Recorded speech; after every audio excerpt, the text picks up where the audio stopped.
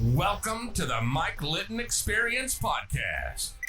Mike has over 31 years experience in real estate, finance, and investing. He's passionate about being a father, a teacher, a realtor, an investor, and a leader. Everyone has a story, and our passion is to help them tell it. And now, introducing the host of the Mike Litton Experience, Mike Litton. So what can you expect from the Mike Litton Experience? You can expect stories that will inspire, motivate, advice that will sharpen your focus, and expert information on real estate, finance, and market conditions. Shirley Buck, thank you so much for being our guest on the Mike Litton Experience. I am super excited about our time together.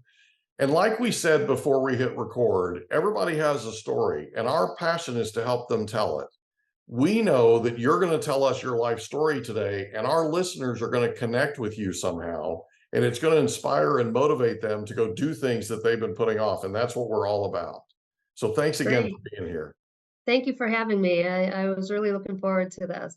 So with your permission, we're going to start with where you were born, go all the way up to today. And we want to talk about your book, and we also want to talk about the impactful transformational coaching that you're doing. Okay. Okay. So where were you born? Where was I born or when? Yeah. Okay. I was born in Chicago. Okay. I was born to deaf parents, and that does carry a challenge because you become their ears and their voice at a very young age. For example, they were divorced when I was 5 years old, and I interpreted that divorce for them at 5 years old. So I had to take on a lot of responsibility at a very young age. Yeah. Unfortunately, throughout the divorce, my mother had remarried a man that was abusive, and she started to drink and became an alcoholic. And he talked her into selling our house, moving to the north side of Chicago. He put us in this really horrible, roach-infested apartment, took the money from the house, and he left. But not before molesting me first. And so he caused a lot of damage in a short amount of time. And my mother was left with a addiction to alcohol. And she wasn't a very confident person anyway. She grew up in a household that hid her in the bedroom when company would come over because they were ashamed of her being deaf. My father grew up different. He didn't grow up with those insecurities that my mother did. But she became an abusive alcoholic. She'd be gone for days. But I think it got really bad when I was like 8 years old. She'd be gone for days. When she'd come home, she would beat me because she was so angry at herself and also at me because she had this responsibility that she had to come home to. And I don't think that she was very happy with that. Although I took care of her, I wrote out the rent checks when the Social Security money came in. I tried to help her manage money. She would sell our food stamps to buy alcohol and things like that. So it was a pretty rocky childhood. And I would go to my dad's some weekends. If he didn't have a serious girlfriend, he'd come and get me on, every other weekend. And that was a good place to be. He was a happy person. He never hit me, but I never told him what was going on because I was protecting my mother. Right. By the time I was 13, she committed suicide and she tried to take my life as well. She had stabbed herself in the stomach and throat repeatedly. I won't get into the whole details. That's all in the book, but I obviously had escaped because of the people who lived downstairs. Yeah. And I kind of thought, well, maybe the abuse would stop now. I mean, I was obviously hurt that she was gone. I was devastated that she was gone. I was devastated she tried to take my life. I felt a lot of guilt because I was her caregiver and I felt like I failed her. My dad was just remarried 6 months before that had happened. And I thought, well, maybe I can move in with him. And they had my little sister, who was 7 years old already. They got married later on. They didn't get married when she was pregnant but anyway, I moved in and with some kind of optimism, like, this is going to be a good start. But my stepmom did not want me to live there, and she would throw a fit if I ate there, if I washed my clothes there. Mm. She would literally take the food right in front of me, the plate, and throw it in the sink, and my dad and her would argue, and she'd go lock herself in the bedroom, and it was just a lot of turmoil. So I ended up just saying, Dad, don't worry about it. And I got a job at 13 years old working for a local grocery store owner. And he started out as a very, he'd give me $10 a day for 8 hours a day, and I'd work after school and I'd close, and he started out as a friend, I felt like an adult that I could trust. Mhm. But he ended up molesting me for 2 years. Oh, no. And yeah, and I felt like it, except for the time that that was happening, he was an adult that I could, talk to and say, well, I need like $15 today because I need to eat. I would eat out every day on the money and save the change to do my laundry at the end of the week. Yeah. So, and my father being deaf,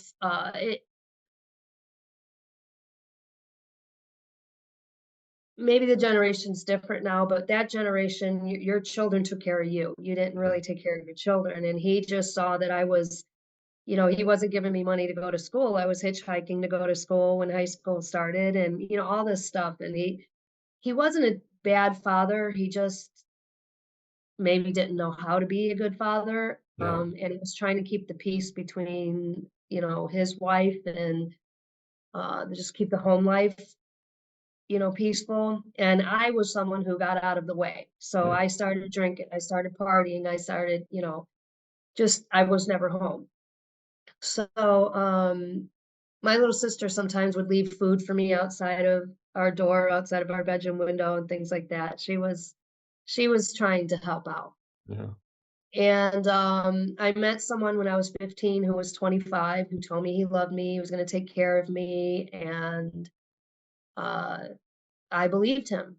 Mhm. I was still naive, even though I was going through all the craziness I had gone through. I was still naive and still a virgin. And he talked me into, oh, I love you, and I'm sterile. I can't have children anyway, and you don't have to worry about that.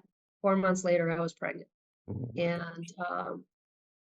so needless to say, he left, and I was pregnant and didn't know what to do. My grandmother, who I would see sometimes on the weekends, my father's mother, she took me in, but I knew that I couldn't live with her and expect her to take care of, my baby and Mhm. me. And I was 15, I had nowhere to go. So I gave my son up for adoption. Mm. It was really tough. And I did find him when he was like 26 years old, and we talked periodically, and I'm blessed that that took place, and to know that he was safe and taken care of. Yeah. 'Cause that Um, had nagged you for a long time. yeah, yeah, it was very, very hard, very Yeah. hard. And so from the time of like 16 to, you know, 18, I was pretty much just living every day, like staying at friends' houses, sometimes staying at my dad's trailer, sometimes, I was just everywhere. Um, I was drinking heavily, I was smoking a lot of pot, I was partying pretty hard. Mhm. I think it was a way of just, hey, I'm having fun with my friends. I don't have to deal with all this trauma and abuse that's going on all the time. Right.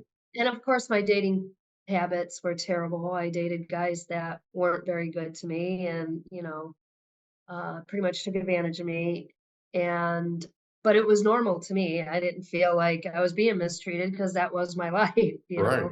It's what you knew. Um, yeah, and by the time I was 18, I had gotten my own apartment. My cousin got me a good job with the Steelworkers Union. I got my own apartment, my own Mustang, and I'm working and I'm making money and I'm responsible. I'm paying my bills and stuff, but I'm still partying pretty hard, you Yeah. know, still partying pretty hard. And then I get into cocaine, and then I had an eating disorder. I've been everywhere from 80 pounds to 200 pounds on the scale. Wow. I went through um, a lot of the side effects that trauma and abuse cause, but I didn't know because I was just surviving and existing, you know. And I thought, well, I'm working, I have my own apartment, I got my life together, you know. Mhm. And little did I know I did not. And I met someone at work who I ended up being engaged to, and he is still a good guy, even though I'm not married to him anymore. But Mm. he's a very good guy, and I felt safe with him for the first time in my life. And I was about 23 years old, and I just had a breakdown. I Mm. guess I finally felt safe. I finally felt there was somebody that cared enough about me to be there for me. And I don't know, I couldn't explain it, but I fell apart. I thought I was going to go crazy. I had a mental breakdown. I was terrified. I wouldn't get out of bed. I stopped going to work completely. I just was a mess. Mm. And I was even telling him, like, you need to leave me because this is not good. I don't think I'm going to get better, you Mhm. know. Um, so I ended up studying how to change your mindset. I was never someone who went to traditional therapy or got on meds. Um, I always felt like I didn't want to talk to someone who was just telling me a process to go through that they read in a book. I felt Right. like they're not going to understand what I've been through. So I Yeah. didn't want to go. I just never did. So I started grabbing self-help books, and my first one was the Feel Good Handbook, and I can't remember the author, but I do remember the cover of this man smiling on the page.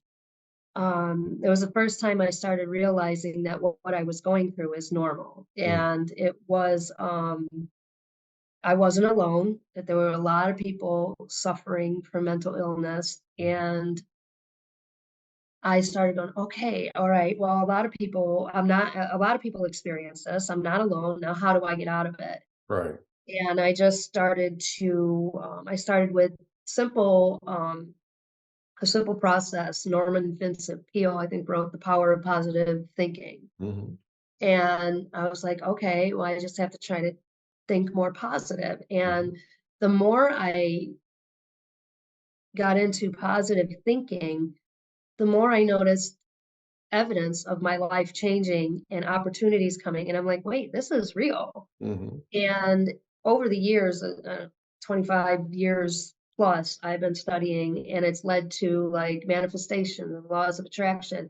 And just because I understand how that works and it does work, doesn't mean I don't have my faith. I didn't give away my faith in God. I just found out that I have the power of God coming through me, and I Right. have the ability to co-create my life. Mhm. And I just learned through mindset that you can really change your life no matter what you've been through.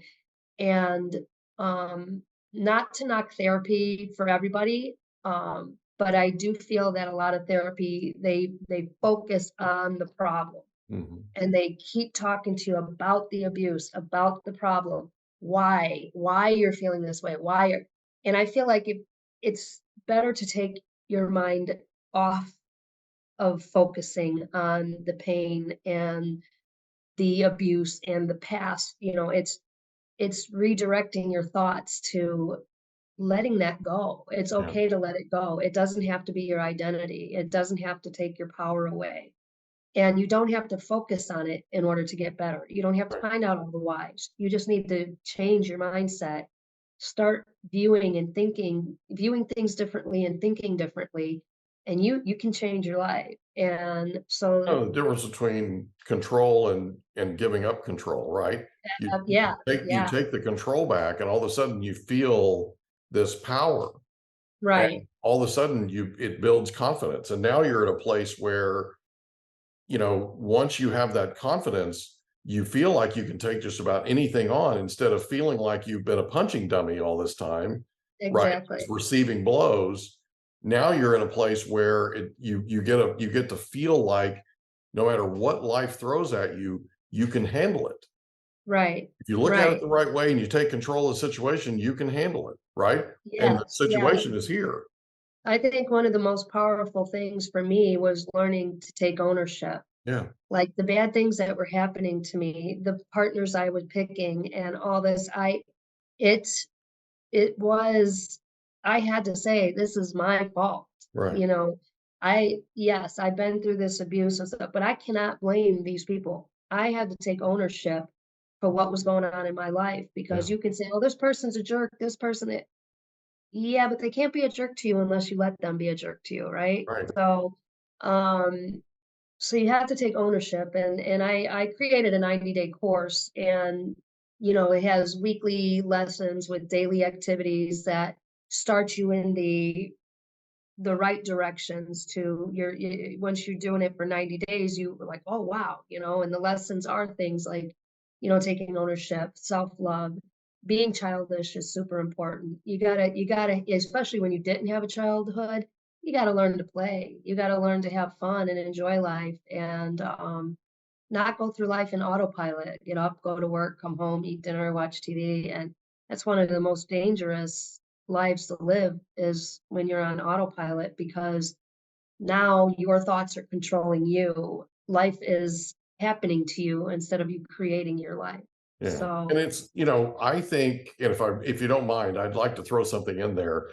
of course. When you get to where you take ownership and somebody's a jerk to you, all of a sudden you realize that it's their problem, not yours, right? You can't prevent them from being a jerk to you, but you can Right. prevent those blows from landing, right? Right. You can get to where you do an emotional rope-a-dope kind of thing where you're bobbing and you're weaving and they're missing, right? They're not, those punches aren't, Right. You're not reacting. yeah, they're not landing. Right. And so, Right. and even if they do, they're not having that negative effect on you that they were before. So Exactly. it's more about equipping yourself to stand up, right? Right. And And how also you deal learning with how to that get incoming fire, so to speak. exactly. And then if you can, removing yourself from the Oh, situation, absolutely. Yeah.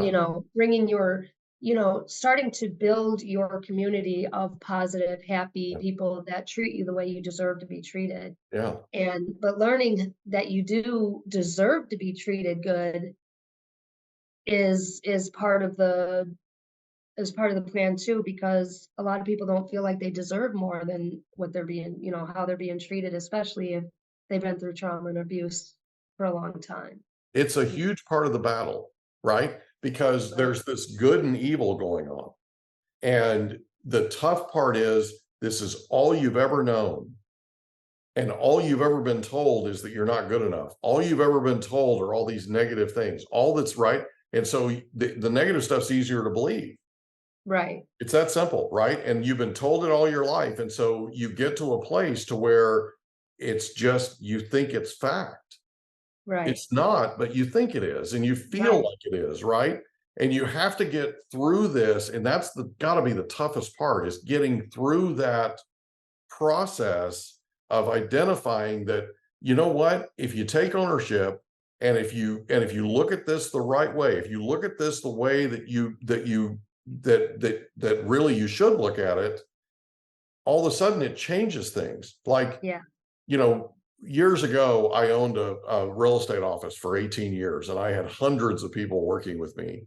And I would get phone calls from people in tears because an agent on the other side was ugly to them, or, a client was upset with them, or, whatever, right? So when it really got bad, it ended up on my desk because I was the owner, I was the broker, I was right. Right. The thing that I kept reminding everybody was when these people are yelling at you, they're not really yelling at you. They're Right. you're sort of available to be abused. Right? Because if they hit their Right. wife, they're going to jail. If they kick Right. their dog, they're going to jail, right? Right. They can't do, you're sort of the available punching dummy, so Person. to speak, Right. right? But what you Right. have to understand is what they're really doing is they're expressing to you how miserable they are and how Exactly. unhappy they are with their family, right? In their life. And it's not your fault that they've built a life that they're not happy with. Right. So once you Exactly. get to a place to where you can conceptualize this and you can Right. understand how this works, right?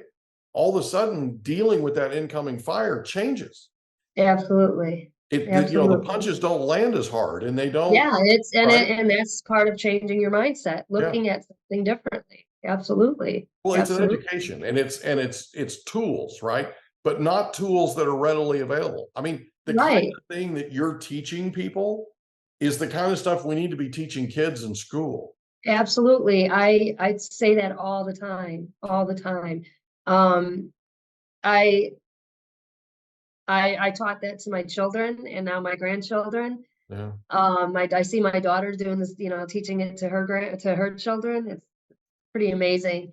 But getting back to what you were talking about is another thing I teach is being aware of your emotional scale. Yeah. If you're not feeling good emotionally, you're not thinking good. Yeah. So you have to kind of pay attention to yourself.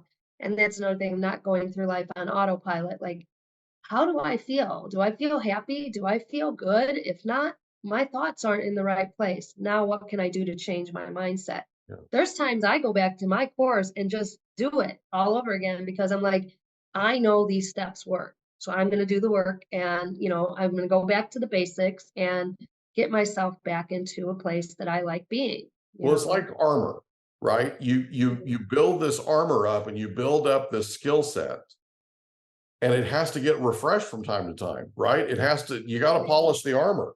You got to reinforce it so that it's more impenetrable, right? I mean, Right. it's an ongoing process. It's not something you learn and then all of a sudden it's okay, I'm done learning. No, that isn't. Right. No, it's a lifelong process for Yeah. sure. For sure. And a lot of I'm it comes sorry, from your something physical popped up body on my too, right? screen and I can't figure it out. Well, it's the way that you feel, right? If you're using your physical body and you're taking care of yourself, your diet, your exercise, all that kind of thing, that also helps to charge you emotionally, right? Absolutely. And so, it's like you're saying, the fun part, right? People have to get to a place to where they feel like they're having fun working out. They're having. We hope you enjoyed another episode of the Mike Litton Experience. If you did, do us a favor, smash that subscribe button, tell your friends, family, and coworkers about our program, and wherever you get your podcasts, please leave us a rating. It helps us to connect with quality people just like you. And that's a wrap. Another episode of the Mike Litton Experience in the books. Reach out to Mike on Instagram at Litton Realty. Want to meet with Mike? Check out calendly.com/Rio760.